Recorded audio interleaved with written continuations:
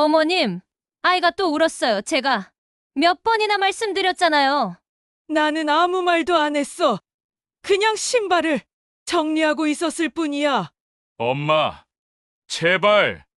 지금은 지연이 말이 맞는 것 같아요. 조금만 물러서 주세요. 내가 정말 잘못한 게 뭐니? 조용히 있는 것도 누군가에겐 불편한 거니? 아이 정서가 중요하잖아요. 지금은 어머님보단 그게 먼저예요. 그래. 아무도 내 말을 들으려 하지 않구나. 이젠 알겠어. 아무도 예상하지 못했습니다. 가족을 위해 평생을 내던진 한 여인이 거짓된 말 한마디에 모든 것을 잃게 될 줄은요. 그리고 그 여인의 침묵이 세상에서 가장 조용하지만 가장 강한 복수로 돌아오게 될 줄은 더더욱 누구도 몰랐습니다. 이 이야기는 남편 앞에서 눈물로 진실을 덮은 며느리와 그 말만 믿고 어머니의 뺨을 때린 아들, 그 한순간의 오해가 가족을 무너뜨린 사연입니다. 하지만 진실은 오래된 핸드폰 속 녹음 파일 하나에서 조용히 고개를 들기 시작했습니다. 거짓은 쉽게 드러나지 않았고, 진실은 너무 늦게 도착했지만, 그 순간부터 모든 것이 바뀌기 시작했습니다. 안녕하세요. 마음의 상처 위에 천천히 길을 내는 곳, 마음 숲길입니다. 오늘도 깊고 울림 있는 이야기 준비되어 있습니다. 끝까지 시청하시면 가족이라는 이름 아래 숨겨졌던 무서운 진실과 그 속의 사랑에 대해 다시 한번 생각해 보시게 될 겁니다. 지금 구독, 좋아요, 그리고 알림 설정해 두시면 다음 이야기도 절대 놓치지 않으실 수 있어요. 그날 서울 마포구의 한 아파트 거실에서 모든 것이 시작됐다. 창문은 반쯤 열려 있었고 늦가을 바람이 커튼을 조용히 흔들고 있었다. 아파트 단지는 평화로웠다. 유모차를 밀고 지나가는 젊은 엄마들, 초등학생 아이들이 킥보드를 타며 웃는 소리. 그러나 그 평화는 한순간 가차없이 무너져 내렸다. 시어머니가 저를 때리려 했어요. 목소리는 떨렸고 눈동자는 흔들렸다. 말을 뱉은 사람은 며느리였다. 순간 거실의 공기는 얼어붙었다. 말없이 설거지를 마치고 거실로 돌아오던 시어머니는 그 자리에 멈췄고 그 소리를 들은 아들은 소파에서 벌떡 일어나 그녀를 향해 다가갔다. 손이 먼저 올라갔다. 엄마 어떻게 그럴 수가 있어요? 정적을 뚫고 거짓과 오해가 만들어낸 뺨 소리가 허공을 찢었다. 시어머니는 그저 고개를 떨구었다. 아무런 변명도 하지 않았다. 아니, 할 수 없었다. 그 순간 시간은 멈춘 듯했고 가족이라는 이름은 너무 쉽게 깨져버렸다. 아무도 멈추지 않았다. 아니, 멈추려 하지 않았다. 왜 시어머니는 아무 말도 하지 않았을까? 왜 그토록 억울했을 상황에서조차 침묵했을까? 그리고 며느리의 눈물은 진심이었을까? 아들의 그 한 손은 정말 올바른 선택이었을까? 모든 질문의 답은 몇 주 뒤 복원된 한 통의 통화 녹음에서 밝혀진다. 그 안에 담긴 진실은 가족의 얼굴을 뒤집어 놓았다. 이 이야기는 평생 가족을 위해 살아온 한 여인의 마지막 선택과 그 선택이 가져온 예기치 못한 파장을 담고 있습니다. 햇살은 따뜻했고 된장국 냄새는 부엌을 감쌌다. 그러나 그 속에는 누구도 알아채지 못한 금이 깊게 가고 있었다. 침묵은 사랑이 아니었다. 그건 너무 오래된 체념이었고 어쩌면 이미 예고된 비극이었을지도 모른다. 이제 이야기를 시작합니다. 정순 씨가 처음 서울에 온 건 첫 번째 손주가 태어나고 돌이 지난 시점이었다. 그날은 유난히 눈이 많이 내린 겨울이었고 익산역에서 서울역까지 기차를 타고 올라오는 내내 마음이 복잡했다. 세상 물정을 다 아는 것 같으면서도 정작 서울이라는 도시는 낯설었다. 기차 창밖으로 보이던 풍경은 잿빛이었다. 익숙한 논과 밭이 사라지고 빽빽한 건물과 차들이 끝없이 이어졌다. 도영 씨가 직접 마중을 나왔다. 결혼한 지 4년째 되는 해였고 아이는 이제 겨우 돌을 지난 상태였다. 이제 엄마도 좀 쉬셔야죠. 여기서 같이 살아요. 그 말 한마디에 정순 씨는 망설임 없이 짐을 챙겼다. 고생 끝에 드디어 편안한 삶이 시작될 거라는 믿음이 있었다. 하지만 그 믿음은 아주 서서히, 아주 조용히 뒤집히기 시작했다. 서울의 집은 익산의 집보다 컸지만 이상하게 마음 둘 곳이 없었다. 거실은 며느리의 냄새로 가득했고 주방의 그릇 하나에도 정순 씨의 손때는 닿을 틈이 없었다. 하지만 불만을 드러낸 적은 없었다. 늘 그래왔듯 조용히 살림을 거들고 손주를 돌보며 묵묵히 시간을 채워갔다. 도영 씨는 장남이었다. 정순 씨의 인생은 두 아들에게 쏟아부은 시간으로 채워져 있었다.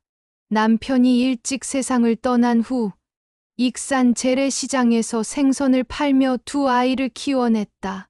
새벽 4시에 일어나 좌판을 차리고 해가 질 때까지 무거운 통을 들고 팔을 놀리는 살. 몸에 밴 비린내를 지운 적은 한 번도 없었다. 하지만 아들들이 대학에 붙고 서울로 올라간 그날부터는 그 모든 고생이 보람으로 바뀌었다. 혜진 씨는 둘째였다. 조금 더 말이 없고 조용한 아이. 늘 형의 그림자처럼 따라다녔지만 눈빛만큼은 누구보다 단단했다. 정순 씨는 늘 걱정이 됐다. 저 아이는 자기 마음을 말하지 않으니 마음이 아프다. 익산에 남아 가게를 지키겠다고 한 것도 혜진 씨였다. 서울로 올라오지 않은 그 선택은 훗날 가족 간의 균열 속에서 하나의 기준이 되어버렸다. 그리고 지연 씨, 도영 씨의 아내, 단아한 외모에 격식 있는 말투. 처음 인사를 왔을 때도 정순 씨는 그저 따뜻한 눈빛으로 고개를 끄덕였을 뿐이었다. 어머님, 반갑습니다. 앞으로 잘 부탁드릴게요.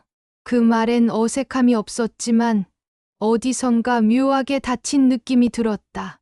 미소는 있었지만 온기는 없었다. 지연 씨는 예의 바른 사람이었지만 친근한 사람은 아니었다. 함께 살면서 그 차이는 더 분명해졌다. 정순 씨가 주방에서 반찬을 만들고 있으면 지연 씨는 늘 한 발 뒤에 섰다. 제가 할게요. 그 말은 언제나 정중했지만 그 속엔 보이지 않는 벽이 있었다. 정순 씨는 물러섰고 말없이 식탁을 정리했다. 어떤 날은 접시를 하나 놓는 것조차 조심스러워졌다. 손주는 잘 따랐다. 할머니를 보면 환하게 웃었고 낮잠도 품에 안겨서만 자려 했다. 그런데 이상하게 지연 씨는 그 모습을 지켜보면서도 미소를 짓지 않았다. 가끔은 눈을 돌렸고 어떤 날은 작은 한숨을 쉬었다. 그 한숨은 며느리가 아니라 여자였던 사람이 내뱉는 한숨처럼 느껴졌다. 정순 씨는 자신의 존재가 편함이 아닌 부담이 된다는 걸 서서히 깨달았다. 하지만 말하지 않았다. 익산에서의 삶도 그랬듯 가족을 위한 일이라면 불편함도 감내하는 게 당연하다고 믿었다. 그러던 어느 날 익산에서 혜진 씨가 서울에 올라와 하룻밤 머문 일이 있었다. 가족이 모두 모여 앉아 밥을 먹었고 오랜만에 정순 씨의 표정엔 온기가 돌았다. 하지만 그 다음 날 아침 지연 씨는 식탁을 치우며 말했다. 어머님, 혜진 씨는 올라오세요? 말끝이 조용했지만 뭔가 가시가 박혀 있었다. 그때 정순 씨는 처음으로 이 집이 나의 집이 아닐 수도 있다는 생각을 했다. 시간이 흐르면서 그 생각은 점점 확신으로 바뀌었다. 지연 씨는 살짝 문을 닫듯이 정순 씨의 삶에서 한 발씩 물러났다. 대화는 줄었고 눈빛은 차가워졌다. 도영 씨는 바빴다. 늘 야근에 회식, 출장, 가끔 주말에 함께 앉아 TV를 봐도 대화는 업무 이야기뿐이었다. 어머니와 아내 사이의 묘한 긴장감을 알아채지 못한 채 그는 바쁘다는 말로 모든 것을 회피했다. 정순 씨는 지하철도 익숙지 않았다. 시장 골목길 대신 익명의 사람들이 오가는 대도시의 횡단보도 위에서 자신은 더 이상 누군가가 아닌 아무도 아닌 사람이 되었다. 마트에서 장을 볼 때도 주민센터에 갈 때도 그저 조용히 걸었다. 서울은 말을 하지 않아도 되는 도시였고 그 조용함이 점점 정순 씨를 삼켜갔다. 그럼에도 불구하고 그녀는 매일 아침 밥을 지었고 국을 끓였고 손주의 옷을 개어 서랍에 정리했다. 누구도 고맙다는 말을 하지 않았지만 괜찮았다. 하지만 어느 날부터인가 그 조용한 수고가 기대가 아닌 당연이 되었다. 그리고 그 당연함 속에서 정순 씨의 마음은 점점 희미해져 갔다. 익산에서 보냈던 그 오랜 시간, 작은 좌판 하나에서 두 아이를 키우며 살아낸 날들, 그 시간의 무게는 이 서울의 조용한 거실에서는 아무 의미도 없었다. 아무도 묻지 않았다. 어떤 삶을 살아왔는지, 어떤 고생을 견뎌왔는지. 지연 씨도 도영 씨도 말없이 그 모든 시간을 지워버렸다. 하지만 혜진 씨는 달랐다. 가끔 전화가 왔고 단출한 말이 오갔지만 목소리는 늘 단단했다. 어머니, 서울은 괜찮으세요? 정순 씨는 괜찮다고 답했지만 혜진 씨는 묻지 않아도 느끼고 있었다. 그 감정은 멀리서도 전달되었다. 그래서 그는 어느 순간부터 서울을 조심스레 경계하게 되었다. 그 모든 시간 속에서 정순 씨는 점점 작아지고 있었다. 이 집의 공간 속에서 그녀의 자리는 점점 사라지고 있었다. 그리고 언젠가 완전히 사라져도 아무도 모를 것 같다는 감정이 아주 천천히 마음속에 자리를 잡기 시작했다. 그 침묵은 그렇게 오래도록 쌓여갔다. 마치 폭풍 전의 고요처럼 잔잔하지만 불길했다.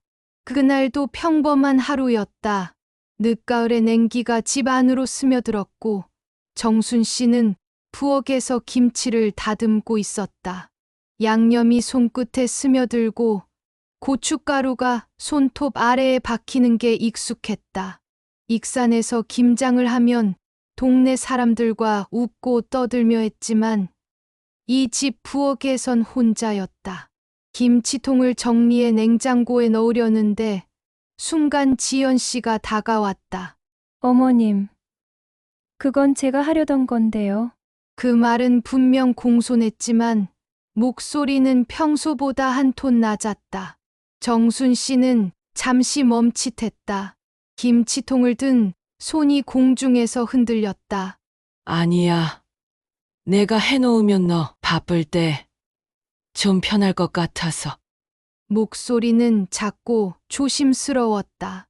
그러나 지연 씨는 웃지 않았다.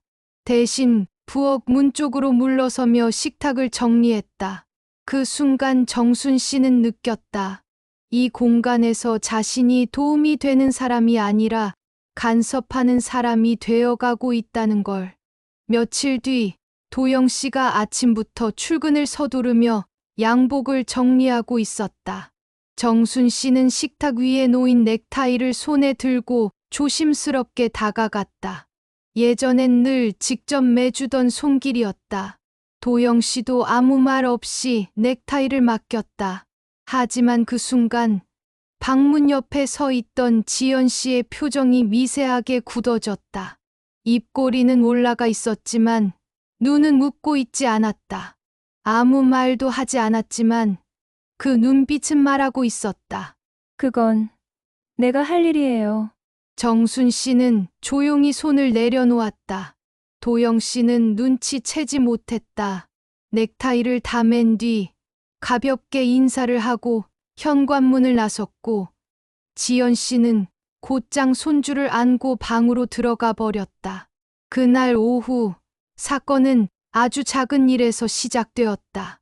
정순 씨는 손주의 내복을 개고 있었다. 작고 하얀 옷들이 햇빛에 반짝였다. 아이 옷은 항상 조심스럽게 다뤄야 한다고 생각해 수건으로 덮어 두고 손질하던 중이었다. 그때 지연 씨가 들어왔다. 어머님, 그 옷은 제가 새로 세탁해 놓은 거예요. 말끝이 예의 바른 듯했지만 분명하게 짚어내는 말투였다. 제 방식대로 개어두는 게 익숙해서요. 정순 씨는 잠시 손에 들린 옷을 바라보았다. 아이의 내복은 작고 부드러웠다. 그 안에 담긴 온기조차 자신이 만들면 불편해진다는 사실이 그 순간 뼈아프게 다가왔다. 미안하다, 그냥. 내가 피곤할까봐. 목소리는 작아졌고 손끝은 떨렸다. 지연 씨는 아무 대답 없이 내복을 다시 걷어갔다. 정순 씨는 그 자리에서 한참을 서 있었다. 무언가 큰 잘못을 한 것도 아닌데 잘못한 것 같은 기분. 존재 자체가 방해가 되어가는 듯한 기분. 며칠 후 아이가 감기에 걸렸다. 밤새 열이 오르내려 병원을 다녀온 날이었다. 정순 씨는 열을 내리기 위해 물수건을 바꿔가며 아이 곁을 지켰다. 지연 씨는 약을 챙기며 밤새 곁에 앉아 있었고 두 사람은 처음으로 같은 공간에서 긴 시간을 보냈다. 그러나 그 밤도 감정의 거리는 좁혀지지 않았다. 눈이 마주칠 때마다 그 눈빛은 투명한 벽처럼 어색하게 부딪혔다. 다음 날 아침, 사건은 일어났다. 거실 한켠에 놓인 CCTV 모니터를 확인하던 지연 씨가 갑자기 소리를 높였다. 이거 어머님, 어제 아이가 깼을 때 혼자 있었던 시간. 어떻게 된 건가요? 정순 씨는 당황했다. 잠깐 화장실 다녀왔는데. 지연 씨는 말을 끊었다. 그 사이에 아이가 울고 있었던 거 알고 계셨어요? 다 녹화돼 있어요. 정순 씨는 할 말을 잃었다. 평생을 아이 키우며 살아온 사람이었다. 그 잠깐의 공백이 지금 이 집에서는 문제가 되어 있었다. 그날 저녁 도영 씨는 퇴근 후 아내의 말을 듣고 정순 씨에게 물었다. 엄마, 어제 아이 혼자 둔 적 있으세요? 말투는 부드러웠지만 눈빛엔 경계심이 있었다. 정순 씨는 변명하지 않았다. 단지 조용히 고개를 끄덕였을 뿐이다. 그 순간 지연 씨는 입가를 다물고 있었지만 눈빛은 확실하게 말했다. 봐요. 이래서 안심할 수 없다니까요. 그날 밤 정순 씨는 혼자 이불을 깔았다. 익산에서 쓰던 작은 이불이었다. 그 위에 누워 천장을 바라보다 오랫동안 눈을 감지 못했다. 아무도 큰 소리를 내지 않았다. 욕을 하거나 고함을 치는 사람도 없었다. 하지만 그 집안엔 감정의 칼날이 날마다 조용히 지나가고 있었다. 그리고 그것은 이제 다시는 되돌릴 수 없는 균열의 시작이었다. 이른 아침, 정순 씨는 늘 하던 대로 밥솥을 열었다. 쌀은 전날 밤에 미리 씻어둔 상태였고 된장국도 준비해 두었다. 햇살은 부엌 창을 통해 천천히 스며들었고 찻잔 위로 수증기가 피어올랐다. 모든 것은 평소와 다르지 않아 보였지만 공기엔 분명히 다른 결이 깃들어 있었다. 지연 씨는 조용히 일어나 부엌으로 나왔다. 잠에서 막 깬 얼굴은 늘 그렇듯 정돈되어 있었고 얇은 가운을 여미며 싱크대 앞에 섰다. 정순 씨가 꺼내둔 나물 반찬을 조용히 보더니 투명한 플라스틱 용기를 하나 꺼내더니 말했다. 이건 저희가 잘 안 먹는 반찬이에요. 다음부턴 안 해주셔도 돼요.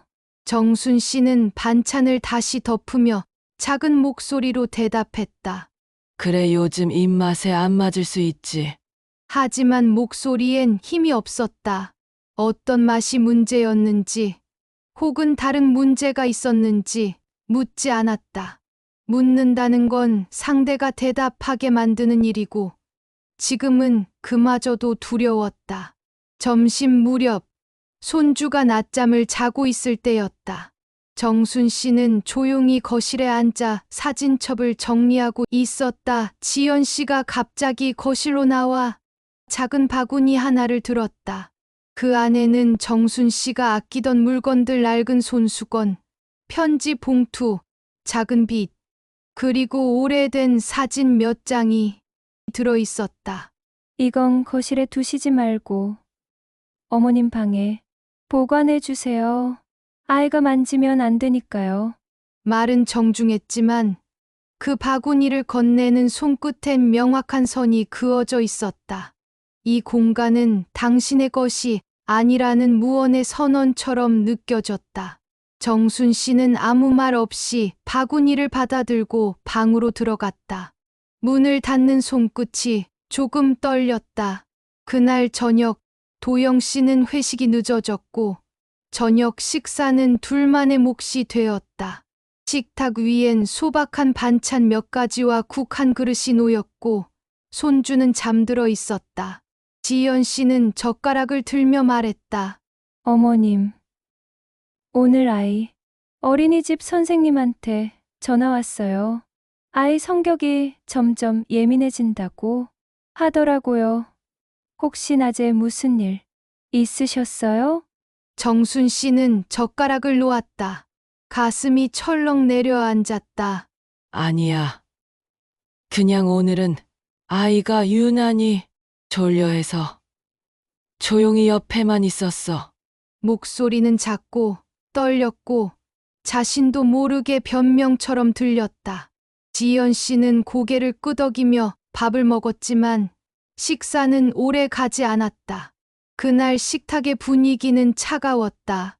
젓가락 소리만이 공기 중을 가로질렀고 두 사람의 눈은 한 번도 마주치지 않았다. 며칠 후 도영 씨가 주말을 맞아 아이를 데리고 근처 공원에 나갔다.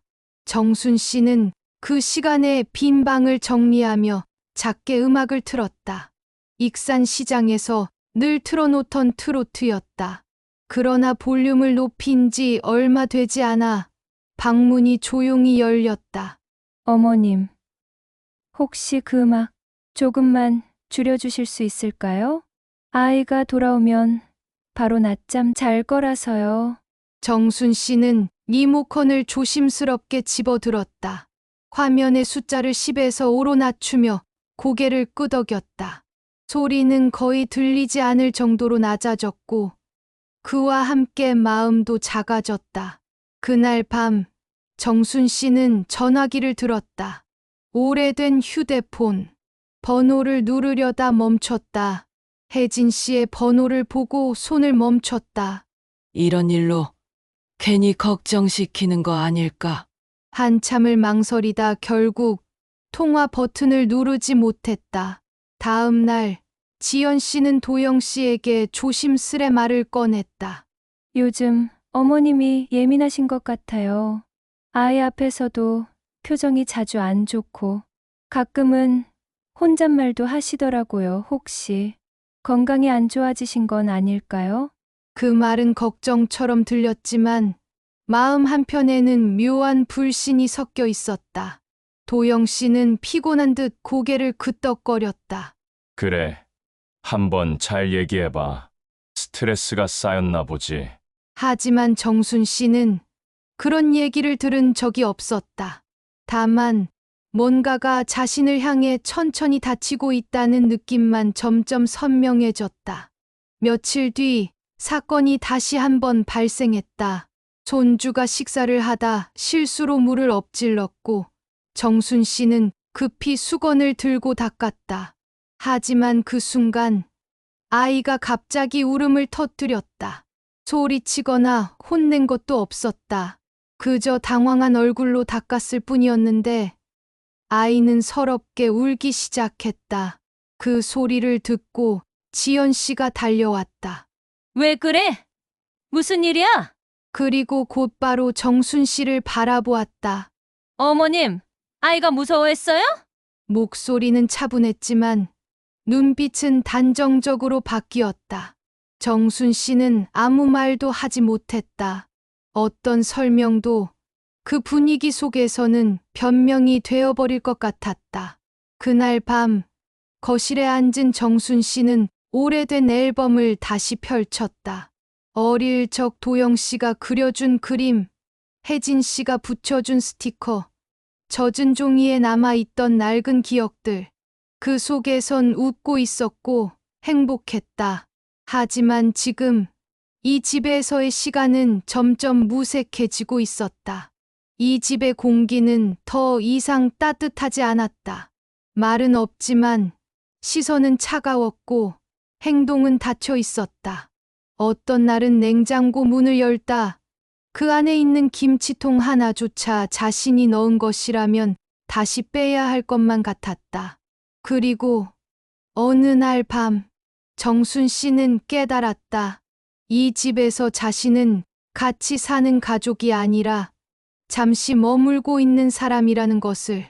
이 침묵은 오래도록 쌓여온 것이었지만 이제는 분명히 이심이라는 이름을 갖기 시작했다.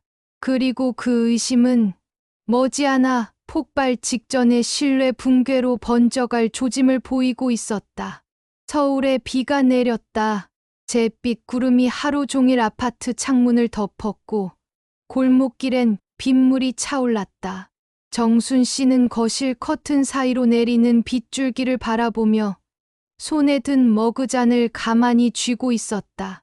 손바닥 아래 따뜻한 온기가 느껴졌지만 그 따뜻함은 손끝까지 전해지지 않았다. 어느덧 서울에 올라온 지 9년째가 다 되어가고 있었다.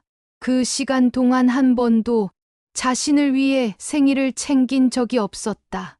자신의 생일이 가까워 온다는 사실조차 정순 씨는 까맣게 잊고 있었다. 하지만 이상하게도 그날따라 익산에서 보내온 편지 한 장이 마음속 깊은 곳을 흔들었다. 그 편지는 혜진 씨에게서 온 것이었다. 조심스레 접힌 편지지 위에는 단 3줄의 글이 적혀 있었다. 어머니, 건강하시죠? 서울은 추우시죠? 필요한 게 있으면 언제든 전화 주세요. 그 말 한 줄 한 줄이 정순 씨에겐 큰 울림이었다. 그동안 너무도 듣고 싶었던 말들이었기에 눈가가 붉어졌다. 편지를 다시 접으며 가슴 한편에 오랫동안 묻어두었던 이름 하나가 떠올랐다. 나라는 이름. 며칠 뒤 뜻밖의 상황이 벌어졌다. 도영 씨가 몸살로 회사에서 조퇴해 집에 돌아온 날이었다. 정순 씨는 미리 끓여두었던 미역국을 데우고 따뜻한 수건을 가져와 그의 이마에 얹었다. 예전엔 늘 하던 일이었고 아들은 고맙다는 말 대신 가만히 눈을 감았다. 그러나 지연 씨는 그 장면을 조용히 지켜보다가 서서히 등을 돌렸다. 말은 없었지만 뭔가 마음 깊숙이 움직였다는 것이 느껴졌다. 그날 밤 부엌 싱크대에서 물소리가 멎은 후 조용히 내뱉은 말이 귓가에 남았다. 언젠가는 형편없는 착각이었다고? 후회하게 될 거예요. 누구에게 한 말인지 끝내 묻지 않았다. 그저 지연 씨의 말은 귓가를 떠나지 않았다. 형편없는 착각이었다고. 후회하게 될 거예요. 그 말은 밤새 정순 씨의 잠을 쫓아냈고 다음 날 아침에도 그 다음 날 저녁에도 계속해서 머릿속을 맴돌았다. 쓸쓸함이 집안 구석구석을 파고들었고 움직이는 손끝마다 누군가의 감시를 의식하는 듯 조심스러워졌다. 바깥 공기를 마시고 싶다는 생각이 든 건 정말 오랜만의 일이었다. 그래서 며칠 후 정순 씨는 쓰레기 분리수거를 위해 밖으로 나갔다. 잠시 찬바람이 볼을 스쳤고 돌아오는 길 엘리베이터 문이 열렸다. 정순 씨는 천천히 안으로 들어섰다. 문이 닫히고 난 뒤 문 너머에 붙은 스테인리스 패널에 누군가의 얼굴이 희미하게 비쳐 보였다. 낯선 얼굴이었다. 하지만 곧 그것이 자신의 모습이라는 것을 깨달았다. 창백하게 굳은 표정, 내려앉은 어깨, 생기 없는 눈동자. 그 얼굴은 너무도 몰라볼 만큼 어두워져 있었다. 오랫동안 거울을 보지 않은 사람처럼 자신이 어떤 모습으로 살아왔는지도 잊고 있었던 것이다. 정순 씨는 문득 생각했다. 이 집 안에서 웃었던 적이 언제였을까? 누군가의 이름을 부르며 따뜻하게 눈을 맞췄던 순간은 도대체 언제였던가? 엘리베이터가 올라가는 동안 정순 씨는 말없이 시선을 내렸다. 그리고 그 순간 마음 한켠에서 아주 조용히 하나의 결심이 자라나기 시작했다. 당장 무언가를 하겠다는 결심은 아니었다. 하지만 마음속 어딘가 깊은 곳에서 더는 이곳에 서 있을 수 없다는 감정이 천천히 뿌리를 내리고 있었다. 그 감정은 날마다 조금씩 자라났고 어느 날 마침내 잊을 수 없는 사건 하나로 폭발했다. 거짓이 진실을 덮고 억울함이 손등 위에 뜨거움으로 돌아왔던 그날 밤, 정순 씨는 아무 말 없이 아주 조용히 사라졌다. 정순 씨가 떠난 날 밤, 아파트는 유난히 조용했다. 거실의 시계 바늘 소리조차 정적 속에서 귀에 박힐 정도로 선명했다. 도영 씨는 그 조용함이 이상하게 낯설었다. 늘 있던 자리, 늘 놓여있던 수건, 늘 깔끔하게 접혀있던 거실 담요, 모두 그대로였지만 정순 씨의 온기만 사라져 있었다. 아이도 일찍 잠들었다. 지연 씨는 방 안에서 휴대폰을 보고 있었고 도영 씨는 말없이 식탁에 앉았다. 식탁 위에는 국이 남아 있었다. 하지만 수저는 손에 잡히지 않았다. 그 순간 이 집의 소리가 사라졌다는 걸 느꼈다. 조용한데 너무 조용했다. 불편하리만치. 정순 씨의 방은 그대로 열려 있었다. 안으로 들어가 보니 작은 여행 가방 하나만 비워져 있었고 나머지 물건들은 그 자리에 있었다. 옷장 한켠에는 낡은 조끼가 걸려 있었고 머리맡에는 작은 솜거울과 빗, 그리고 수첩 하나가 가지런히 놓여 있었다. 수첩을 펼쳤다. 글씨는 조심스럽게 눌러 쓴 듯 단정했다. 장보기 목록, 아이가 좋아하는 간식 이름, 혜진 씨 생일 날짜, 그리고 도영 씨가 어릴 적 아팠을 때의 기억이 적혀 있었다. 3월 14일 도영이 독감으로 밤새 열이 났다. 죽을 끓이며 그날 밤은 잠을 자지 못했다. 기침할 때마다 가슴이 내려앉았다. 짧은 문장이었지만 그 안에는 온 세월이 담겨 있었다. 그 글을 읽는 순간 도영 씨는 마치 머리를 망치로 맞은 듯 멍해졌다. 지금까지 단 한 번도 정순 씨의 마음을 헤아린 적이 없었다는 사실이 그날에서야 가슴을 찔렀다.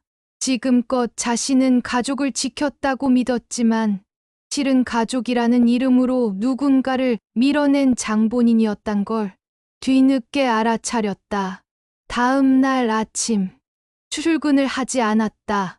회사에 간단히 문자 하나만 남겼고 아무 말 없이 외출복을 입었다. 지하철을 타고 익산역을 검색했다. 아무런 확신도 없이 단지 본능처럼 손이 움직였다. 익산. 그 단어를 보는 것만으로도 머릿속에는 오래된 풍경이 떠올랐다. 어릴 적 겨울, 정순 씨가 비닐 장갑을 끼고 생선을 손질하던 시장. 한 손에는 손난로 대신 호호 불며 마신 보리차. 그리고 그 옆에서 늘 웃어주던 어머니의 눈. 서울에 살면서 그 웃음을 까맣게 잊고 살았다. 하지만 그날은 달랐다. 그 웃음을 다시는 돌려받을 수 없을지도 모른다는 두려움이 도영 씨의 심장을 조여왔다. 익산역에 도착해도 어디로 가야 할지 몰랐다. 무작정 발길 닿는 대로 걸었고 어릴 적 기억을 더듬으며 재래시장 뒷골목, 오래된 식당가 쪽으로 발을 옮겼다. 그때 문 앞에서 가게 간판을 닫고 있는 혜진 씨의 뒷모습이 보였다. 도영 씨는 걸음을 멈췄다. 어머니, 여기 계시니? 혜진 씨는 고개를 돌렸지만 아무 대답도 하지 않았다. 눈빛엔 차가운 침묵만 있었다. 그 침묵이 정순 씨가 서울에서 당했던 침묵과 닮아 있다는 사실이 가슴을 파고들었다. 식당 안. 정순 씨는 조용히 앞치마를 두르고 있었다. 고개를 들지 않았고 아들의 얼굴을 보지 않았다. 그 순간 도영 씨는 무너졌다. 주저앉았다. 바닥에 무릎이 닿는 소리가 컸지만 아무도 놀라지 않았다. 잘못했어요, 엄마. 목소리는 거의 들리지 않았지만 그 울먹임은 방 안을 가득 채웠다. 정순 씨는 그저 서 있었다. 그날 거실에서 아무 말 없이 뺨을 맞고 현관문을 나섰던 순간처럼 이번에도 말이 없었다. 하지만 달랐던 건 그 눈빛에는 더 이상 체념이 아닌 결정이 담겨 있다는 것. 돌아가지 않겠다. 다시는 그곳에 서지 않겠다.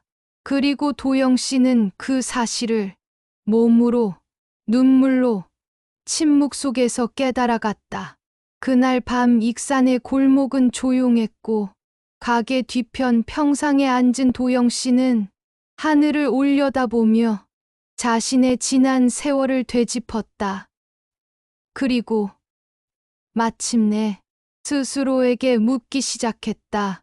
내가 지켜야 했던 건 무엇이었을까? 익산에 머문 지 사흘째 되던 아침, 도영 씨는 오래된 가방을 끌어안고 작은 식당 앞 평상에 앉아 있었다.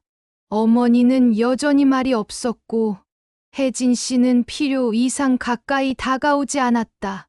어색한 침묵 속에서 식당 문을 여닫는 소리와 밥 짓는 냄새만이 유일하게 사람을 살아있게 만드는 듯했다.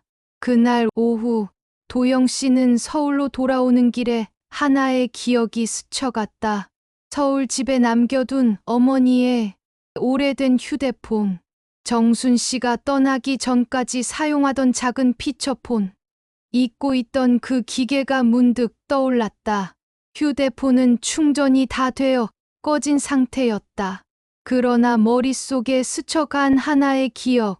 그 휴대폰엔 통화 녹음 기능이 항상 켜져 있었다는 사실. 예전에 어머니는 말했다. 요즘은 전화가 빨리 끊기니 깜빡하고 못 들은 말 나중에 들으려면 저장이 되더라고. 단순히 듣고 흘렸던 그 말이 이제는 하나의 실마리가 되었다. 서울 집으로 올라온 도영 씨는 작은 서랍 속에서 휴대폰을 찾아냈다. 배터리는 완전히 방전된 상태였고 기기의 액정은 작은 금이 가 있었다. 주저하지 않고 수리점으로 향했다. 가게 직원은 고개를 갸웃하며 말했다. 오래된 기종이라 복구가 가능할지는 모르겠지만 일단 시도해보죠. 운 좋으면 일부 통화 녹음 파일은 복원될 수도 있어요. 도영 씨는 깊은 숨을 들이쉬었다. 운이 좋아야 했다. 이번만큼은 며칠 뒤 문자 한 통이 도착했다. 복원된 파일이 몇 개 있다는 내용이었다. 그중 날짜가 익숙한 하나의 파일. 그날 정순 씨가 집을 나간 전날의 통화. 이어폰을 꺼내 귀에 꽂고 파일을 재생했다. 처음엔 잡음만 들렸다. 무언가를 정리하는 듯한 소리. 그러다 익숙한 목소리가 작게 흘러나왔다. 그래서 내가 일부러 거실에 앉아 있었어. CCTV엔 내 표정이 잘 잡히거든. 그 장면만 남겨야 돼. 앞뒤는 필요 없어. 지연 씨였다. 엄마가 먼저 손을 들었다는 느낌만 나면 되잖아. 어차피 도영은 눈으로 본 것만 믿어. 내가 조금만 울면 그 다음은 쉽지. 목소리는 낮고 담담했다. 하지만 그 말 하나하나가 도영 씨의 심장을 꿰뚫었다. 그녀는 계획하고 있었다. 의도적으로 조작된 장면을 만들기 위해 CCTV 위치를 알고 행동했고, 그날의 전후 상황을 자신에게 유리하게 편집하려 했다. 이어지는 말. 이 집은 어머님이 없어야 진짜 우리 집이 되지. 솔직히 내가 그분한테 뭘 빚진 것도 없잖아? 침묵. 그리고 또 하나의 문장. 내가 이렇게까지 해야 하는 이유. 그 사람이 날 며느리로만 봤으니까. 그 순간 도영 씨의 머릿속에서 그날의 기억들이 하나씩 퍼즐처럼 맞춰졌다.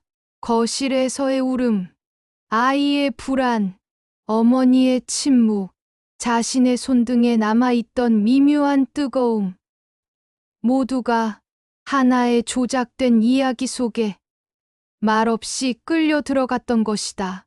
파일이 끝났다. 하지만 도영 씨의 손은 그대로 멈춰 있었다. 귀에서는 아직도 그녀의 목소리가 맴돌고 있었고, 심장은 마구 요동쳤다.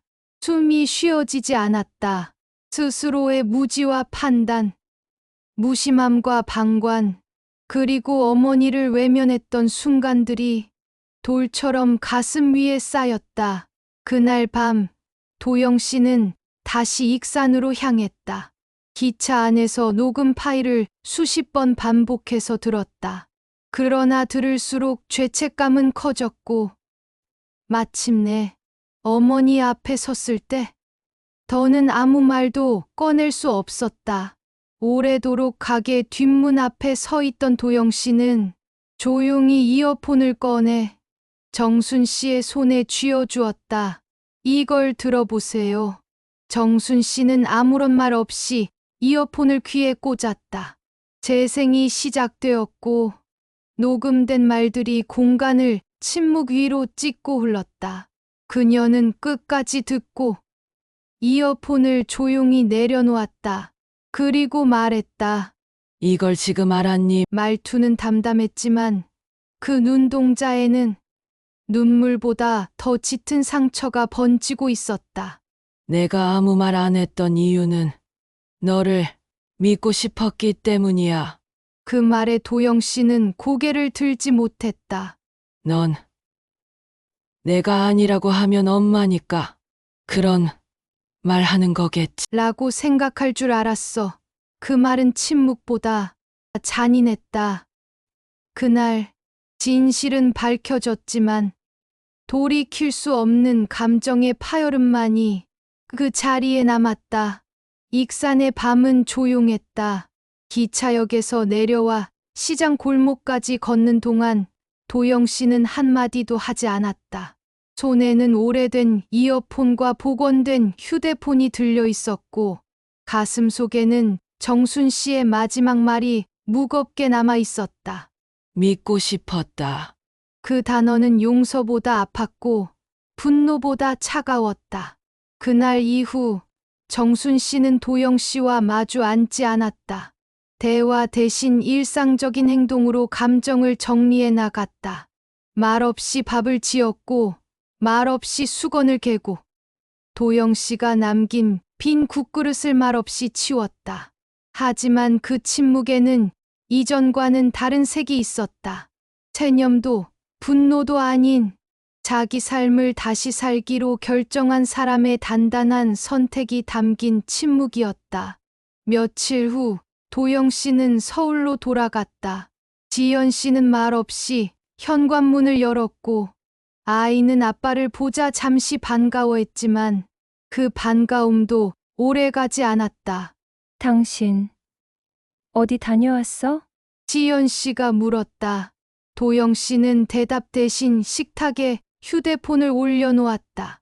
그리고 버튼을 눌러 녹음 파일을 재생했다. 지연 씨는 그 소리를 들으며 처음엔 당황한 듯 얼굴을 굳혔고 곧 이어 침착한 표정으로 몸을 돌렸다. 그래서 어쩌겠다는 거야? 그 말은 예상과 다르지 않았다. 도영 씨는 조용히 말했다. 이제 그만하자. 뭘? 이 결혼 그리고 엄마한테 했던 거짓말들, 아이한테 심어준 편견, 이 모든 거. 지연 씨는 말이 없었다. 잠시 후 조용히 입을 열었다. 당신은 늘 늦어. 항상 너무 늦게 알아. 근데 알고도 아무것도 안 했을 땐 어땠는데? 그 말은 쓰라렸다. 그 안에 담긴 상대적 피해자의 서사가 없진 않았다. 하지만 도영 씨는 더 이상 반박하지 않았다. 그래서 우리 아이는 양육은 나눠서 하자. 감정은 끝났지만 책임은 남겨야 하니까 지연 씨는 고개를 끄덕였다. 그녀의 눈에는 눈물도 후회도 없었다. 다만 피로한 표정이 전부였다. 며칠 뒤 이혼 서류에 서명했다.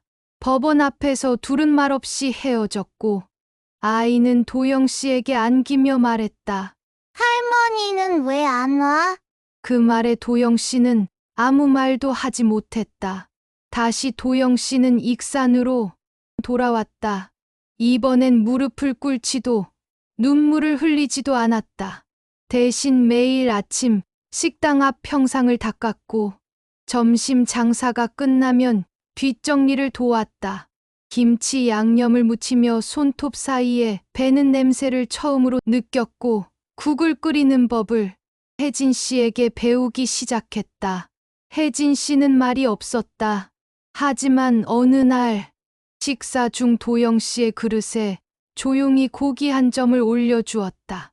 그 행동 하나로 모든 비난은 아니더라도 시간이 움직이기 시작했다는 신호였다. 정순 씨는 여전히 말이 적었다. 하지만 도영 씨가 끓인 된장국에 간이 약할 때 소금을 조용히 건네주었다. 그 조용한 손짓은 완전한 용서가 아닌 다시 보기 시작했다는 작은 징조였다. 그렇게 몇 달이 흘렀다. 도영 씨는 서울의 아파트를 정리했다. 명함도 내려놨고 책상 위에 붙여두었던 부장이라는 직함도 이제는 의미가 없었다. 대신 앞치마를 맺고 정순 씨가 쓰던 조리도구에 익숙해졌고 손님의 주문을 외우는 습관이 생겼다. 어느 날 낯선 손님이 가게에 들어왔다. 아이를 데리고 있었고 메뉴를 고르다 말했다. 혹시 여기 예전에 서울에 살던 분이세요? 정순 씨는 가만히 고개를 끄덕였다. 아, 맞다. 그 댁 사연 들었어요. 근데 여기선 참 따뜻해 보여요. 그 말에 정순 씨는 아무 말 없이 고개를 숙였다. 말 대신 다시 주방으로 들어갔다. 그리고 그날 밤 평상에 앉아 도영 씨는 조용히 물었다. 엄마, 나 아직도 가족일 수 있을까? 정순 씨는 잠시 하늘을 바라보다가 담담하게 대답했다. 가족이 뭔지 너무 쉽게 생각했던 거겠지. 말은 짧았지만 그 안에는 시간의 무게와 감정의 깊이가 녹아 있었다. 그리고 그건 이 관계가 다시 시작될 수 있다는 문을 아주 작게 여는 소리이기도 했다. 익산의 늦가을이 찾아왔다. 시장 골목 끝 작은 반찬 가게 앞에 주홍빛감이 주렁주렁 매달렸다. 그 아래에서 식탁을 닦는 정순 씨의 손끝은 바빴고 주방 안에서는 도영 씨가 된장국 냄비를 조심스럽게 저었다. 아침마다 같은 길을 걸어오는 단골 손님들이 하나둘 늘었고 어린아이를 데리고 오는 젊은 엄마들도 익숙해졌다. 가게 안에선 혜진 씨가 배달 주문을 정리하고 있었고 그 모습은 무뚝뚝하지만 단단한 등 뒤에 따뜻함을 숨기고 있었다. 어느 날 작은 키의 여자아이가 문을 열고 들어왔다. 뒤따라 들어선 여인의 손에 작은 도시락통이 들려 있었다. 지연 씨였다. 도영 씨는 말없이 가던 길을 멈췄고 정순 씨는 고개를 돌리지 않았다. 가게 안 공기는 잠시 얼어붙었지만 아이의 목소리가 그 침묵을 깼다. 할머니, 정순 씨는 천천히 몸을 돌렸다. 아이는 활짝 웃고 있었고 그 웃음은 누군가의 의도가 아니라 그 자체로 순수한 진심이었다. 정순 씨는 아이를 안았다. 말없이 그저 손등을 천천히 쓰다듬었다. 지연 씨는 그 모습을 조용히 지켜보다 도시락통을 건네며 말했다. 전 그냥 다녀가려던 거예요. 아이는 할머니를 많이 찾았어요. 그 말에 정순 씨는 고개를 끄덕이지도 돌리지도 않았다. 다만 아이를 천천히 품에서 내려놓고 작은 김치 조각을 아이의 밥 위에 얹어 주었다. 그게 전부였다. 말 대신 전한 온기. 침묵 속에 머무는 용서. 지연 씨는 문을 나서며 뒤돌아보지 않았다. 그리고 그날 밤 가게 앞 평상에 앉은 세 사람 정순 씨, 도영 씨, 혜진 씨. 말없이 따뜻한 보리차를 나누며 조용히 밤하늘을 올려다보았다. 별 하나, 둘, 그리고 셋. 고요한 익산의 하늘 아래 비로소 세 사람은 서로를 바라보는 자리에 함께 있었다. 가족이란 단어는 피로 맺어지는 것이 아니라 같은 상처를 마주하며 서로의 자리를 인정하는 순간에 탄생한다는 것을 그들은 이제 말하지 않아도 알 수 있었다. 그리고 그 다음 날 가게 간판이 새롭게 걸렸다. 정솜 반찬. 흰 바탕에 검은 글씨. 간결하지만 단단했다. 그 아래 손님 하나가 물었다. 사장님, 이 집은 가족이 다 같이 하시나 봐요. 정순 씨는 조용히 고개를 돌려 부엌에서 김치를 썰고 있는 도영 씨와 배달 박스를 정리하는 혜진 씨를 바라보았다. 그리고 조용히 웃으며 말했다. 이제야 가족이 됐죠. 그 말은 짧았지만 수십 년을 지나온 침묵, 모든 희생과 후회, 그리고 용서가 녹아있는 대답이었다. 가족이라는 이름이 때로는 가장 잔인한 상처가 되기도 합니다. 하지만 상처를 마주하고 그 자리에 서서 서로를 바라볼 수 있는 용기만 있다면 그 관계는 다시 태어날 수 있습니다. 오늘 이야기 여러분은 어떻게 보셨나요? 가족이라는 이름 아래 우리가 너무 쉽게 외면했던 감정, 너무 늦게 돌아봤던 사랑은 없었나요? 여러분의 생각을 댓글로 들려주세요.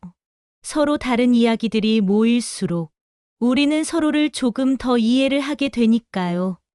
오늘도 긴 이야기 함께 해주셔서 감사합니다. 정순 씨의 삶을 통해 우리가 놓치고 있었던 가족의 의미를 조금이나마 다시 생각해 보셨다면 그것만으로도 이야기는 충분합니다. 앞으로도 삶의 깊은 이야기, 사람의 마음을 담은 이야기로 여러분을 찾아뵙겠습니다. 구독, 좋아요, 알림 설정 잊지 마시고 다음 이야기에서 다시 만나요. 늘 곁에서 함께하겠습니다. 감사합니다.